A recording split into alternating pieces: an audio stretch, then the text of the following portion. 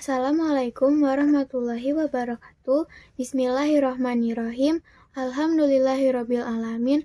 Allahumma sholli ala sayyidina Muhammadin wassalam alaihi wa ala alihi.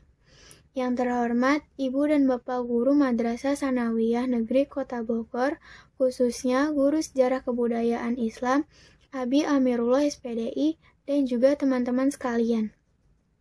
Kami dari kelompok 3 kelas 7J yang beranggotakan Farida Talita Yasmin, Fatimah Safa Zahra, Fauziah Nur Latifah, Fikri Aksya Fadilah, dan Muhammad Nabil Hafiz Fadilah.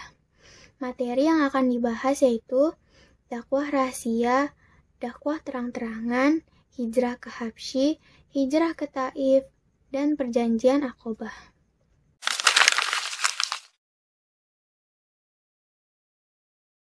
1. Dakwah rahasia Syriah. Setelah mendapat perintah dari Allah melalui wahyu, maka Nabi Muhammad mulai mengatur langkah strategi pengembangan dakwah Islam di kalangan masyarakat Quraisy Mekkah.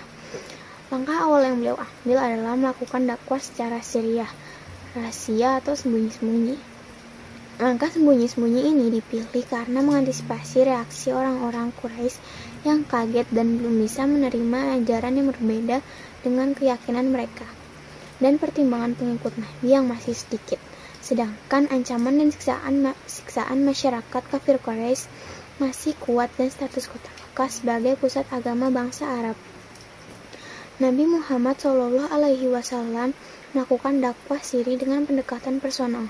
Hal ini disebabkan pendekatan personal memiliki keterkaitan batin serta interaksi emosional antara pengajak dan yang diajak.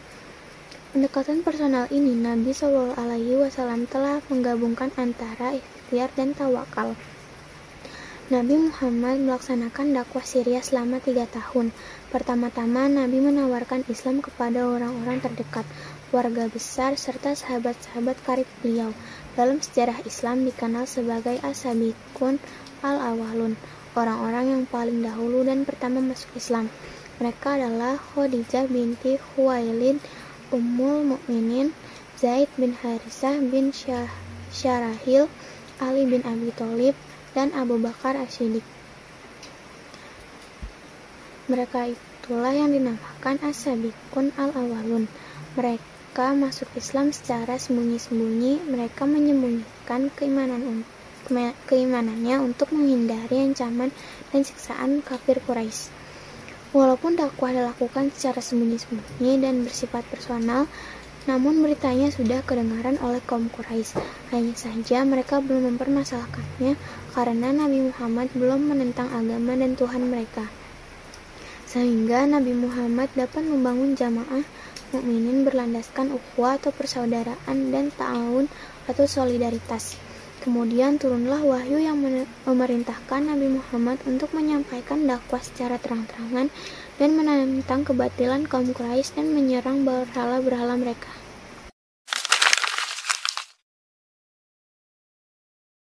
Nabi Muhammad SAW melakukan dakwah secara sembunyi-sembunyi selama 3 tahun. Kemudian turunlah ayat yang memerintahkan dakwah secara terang-terangan, yaitu surat Al-Hijr ayat 94, yang berarti, maka sampaikanlah olehmu secara terang-terangan apa yang diperintahkan dan berpalinglah dari orang-orang musyrik. Dakwah Nabi Muhammad SAW secara terang-terangan pertama kali dilakukan di Bukit Syafa. Dalam dakwahnya itu, Nabi Muhammad SAW menjelaskan bahwa tidaklah aku diutus oleh Allah Subhanahu wa Ta'ala, melainkan untuk mengajak mereka menyembah Allah Subhanahu wa Ta'ala dan meninggalkan berhala. Kaum kafir Quraisy yang mendengar dakwah Nabi Muhammad SAW tidak percaya sama sekali.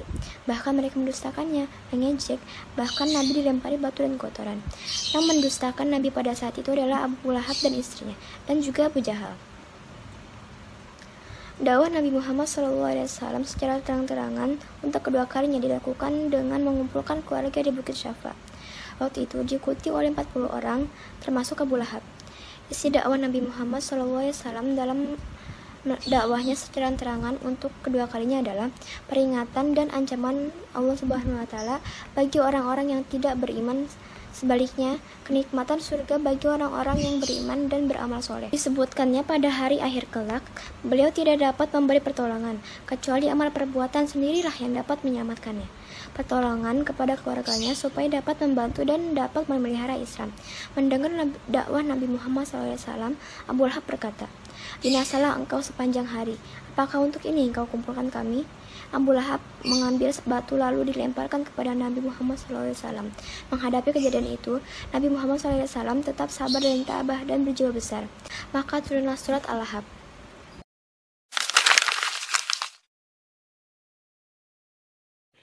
Yang ketiga, hijrah ke Habasyah. Penindasan dan penyiksaan kafir Quraisy semakin keras, membuat Nabi Muhammad SAW dan pengikutnya berpikir untuk menyelamatkan diri. Dalam kondisi tersebut, turunlah surah Az-Zumar, surah ke-39 ayat 10 yang berisi perintah hijrah.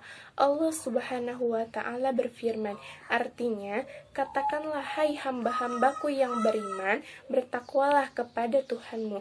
Orang-orang yang berbuat baik di dunia memperoleh kebaikan, dan bumi Allah itu adalah luas. Sesungguhnya hanya orang-orang yang bersabarlah yang dicukupkan pahala mereka tanpa batas.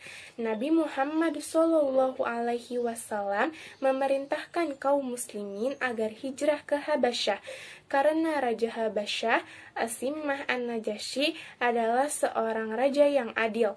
Maka bulan Rajab tahun kelima kenabian, hijrahlah kelompok pertama, terdiri dari 12 orang laki-laki dan 4 orang perempuan. Pemimpinnya Utsman bin Affan, yang hijrah bersama istrinya Sayyidah Ruqayyah, putri Rasulullah SAW.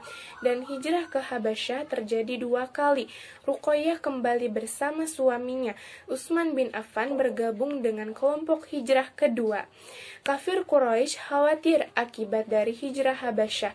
Mereka takut Islam menyebar keluar Mekah dan nantinya mereka akan mendapat bantuan dan pertolongan dari luar Mekah.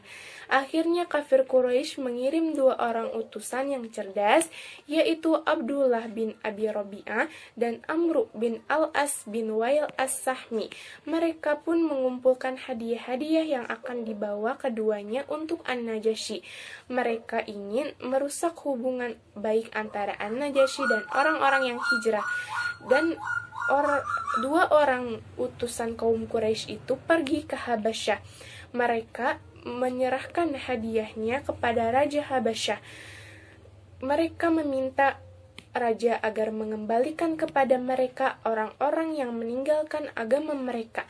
Raja Habasyah menolaknya, dan sikapnya bahwa semua yang ada di tempatnya akan berada dalam perlindungannya dengan aman.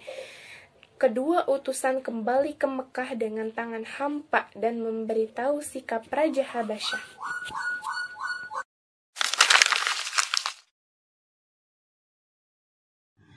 Hijrah ke Taif.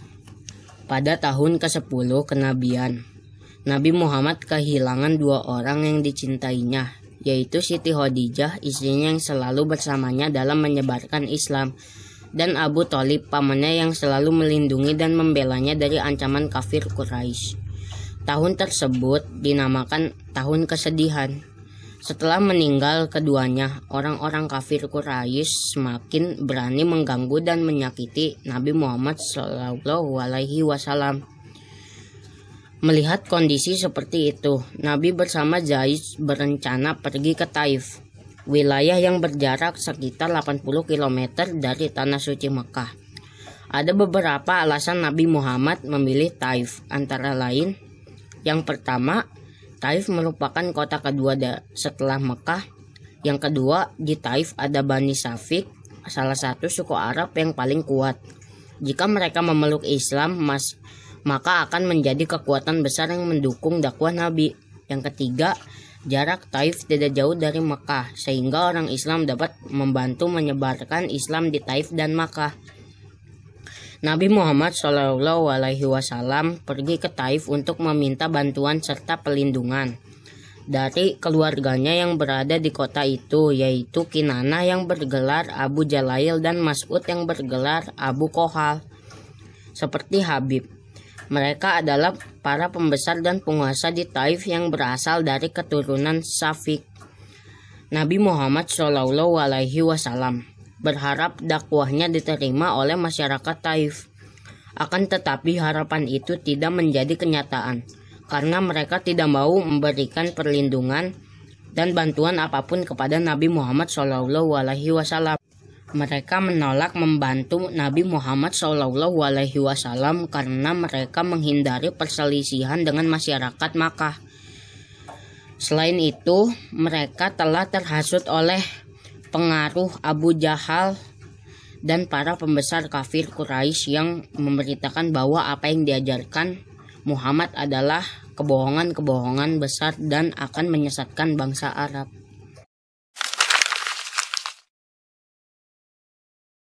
Perjanjian Aqobah. Pada tahun ke-12 kenabian, bertepatan dengan tahun 621 Masehi, Nabi Muhammad SAW menemui rombongan dari Yasrib. Rombongan haji tersebut berjumlah sekitar 12 orang. Nabi Muhammad SAW menyampaikan dakwahnya. Dakwah Nabi mendapat sambutan baik sehingga mereka menyatakan keislamannya di hadapan Nabi Muhammad SAW. Mereka melakukan bayat kepada Nabi di salah satu bukit di kota Makkah, yaitu Bukit Aqobah. Maka bayat ini disebut dengan bayat Aqobah pertama. Adapun isi bayat adalah sebagai berikut. 1. Mereka menyatakan setia kepada Nabi Muhammad SAW. 2. Mereka menyatakan rela berkorban harta dan jiwa. 3. Mereka bersedia ikut menyebarkan agama Islam yang dianutnya. 4. Mereka menyatakan tidak akan menyekutukan Allah Subhanahu wa Ta'ala. 5. Mereka menyatakan tidak akan membunuh. 6. Mereka menyatakan tidak akan melakukan kecurangan dan kedustaan. Pada tahun ke-13 kenabian, bertepatan dengan tahun 622 Masehi, jamaah Yasrib datang kembali ke kota Mekah untuk melaksanakan ibadah haji. Jamaah tersebut berjumlah sekitar 73 orang. Setibanya di kota Makkah, mereka menemui Nabi Muhammad SAW, dan atas nama penduduk Yasrib, mereka menyampaikan pesan untuk disampaikan kepada Nabi Muhammad SAW. Pesan itu adalah berupa permintaan maafan masyarakat Yasrib agar Nabi Muhammad SAW bersedia datang ke kota mereka, memberikan penerangan tentang ajaran Islam dan sebagainya. Permohonan itu dikabulkan Nabi Muhammad SAW, dan beliau menyatakan kesediaannya untuk datang dan berdakwah di sana. Untuk memperkuat kesepakatan itu, mereka mengadakan perjanjian kembali di Bukit Aqobah. Karenanya perjanjian ini di dalam sejarah Islam dikenal dengan sebutan Perjanjian Aqobah II. Adapun isi perjanjian Aqobah kedua ini adalah: 1. Penduduk Yasrib siap dan bersedia melindungi Nabi Muhammad SAW. 2. Penduduk Yasrib ikut berjuang dalam membela Islam dengan harta dan jiwa. 3. Penduduk Yasrib ikut berusaha memajukan agama Islam dan menyiarkan kepada sanak saudara mereka. Penduduk Yasrib siap menerima segala resiko dan tantangan. Sekian dari kami, hanya itu yang dapat kami sampaikan. Kami meminta maaf apabila memiliki kesalahan. Terima kasih. Wabillahi taufiq wal hidayah. Wassalamualaikum warahmatullahi wabarakatuh.